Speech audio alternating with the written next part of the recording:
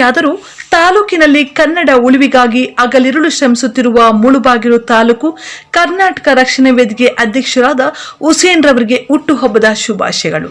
ಅಂಗವಿಕಲರಿಗೆ, ಬಡವರಿಗೆ, ನಿರ್ಗತಿಕರಿಗೆ ನಿಮ್ಮೊಂದಿಗೆ ನಾನಿದ್ದೇನೆ ಎಂದು ಧೈರ್ಯ ತುಂಬಿ ಜನಪರ ಸಮಸ್ಯೆಗಳಿಗೆ ಪರಿಹಾರ ಒದಗಿಸಲು ಅನೇಕ ಹೋರಾಟಗಳು ಮಾಡಿ ತಾಲೂಕಿನಲ್ಲಿ ಅತಿ ಹೆಚ್ಚು ಜನ ಮನ್ನಣೆಯನ್ನು ಗಳಿಸಿದ್ದಾರೆ ಹುಸೇನ್ ರವರು.